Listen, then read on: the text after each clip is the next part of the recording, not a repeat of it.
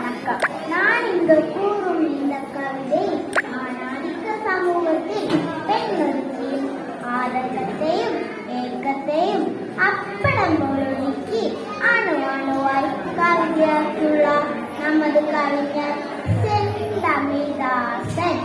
வாழ வந்த வாழ்க்கை வாழவே முடியாமல் கற்பனைக்கே தன் காலத்தை கடத்துகின்ற பெண்ணொருத்தின் ஏகாந்த புலங்கள் வாருங்கள் கேளுங்கள் பெண்ணினம் சுமக்கும் பெரும் வலியை பாருங்கள். பெண்ணாக ஏன் பிறந்தேன் இறைவா, பெண்ணாக ஏன் பிறந்தேன், பெண்ணாக ஏன் பிறந்தேன் இறைவா, பெண்ணாக ஏன் பிறந்தேன். என்னுடைய தனிமையை யார் வந்து நிரப்புவது, என்னுடைய தனிமையை யார் வந்து நிரப்புவது, என்னுடைய மௌனத்தை யார் வந்து ஒடுக்குவது. தொண்டை குழியிலே எத்தனை நாள் வார்த்தைகளை சொல்லக்கூடிய துள்ளியாடி கனவுகளை துறவரமா அனுப்புவது. அன்பு பாசம் காதலை யாரிடத்தில் பெறுகிறேன். எத்தனை நாள் சமூகத்தில் பறவையாக அறிவேன். சிறகில்லா பறவையாக பெண்ணினத்தை என் படைத்தார். சிற்றுரும்பின் ஆசைகளை கால் பட்டால் எண்ணிவிட்டார்.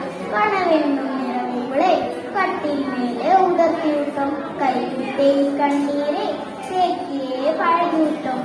பாரதி தேடும் பெண்ணாய் பாதி மனம் மாறிடுச்சு, பாரதி தேடும் பெண்ணாய் பாதி மனம் மாறிடுச்சு. நீதி மனம் மாறாதா சமூகத்தால் வாழ்ந்துச்சு. பிள்ளை வர மட்டுமா பிறந்தோம் தோன்றிச்சு. எழுதற்ற காகிதமாய் எங்கள் வாழ்க்கை ஆகிடுச்சு.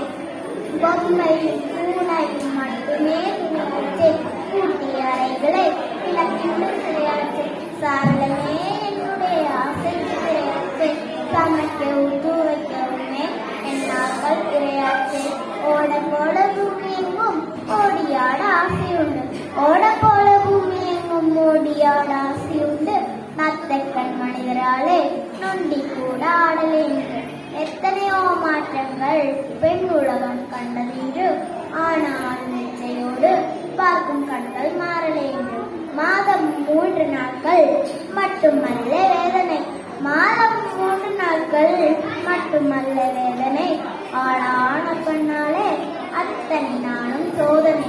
பெண்களுக்கு மட்டுமே உலகே சொல்லுது போதனை. அறிவுரைகள் கேட்பது போல் இல்லை வேறு தண்டனை. போதும் நிறைவா இனிமேலும் பெண்ணினத்தை படைக்காது. போதும் நிறைவா இனிமேலும் பெண்ணினத்தை படைக்காது. அதை மீறி நீ படைத்தால் எதையும் சொல்லி அடைக்காது. அதை மீறி நீ படைத்தால் எதையும் சொல்லி அடைக்காது. பெண்ணாக ஏன் பிறந்தேன் இறைவா, பெண்ணாக ஏன் பிறந்தேன். நன்றி, வணக்கம்.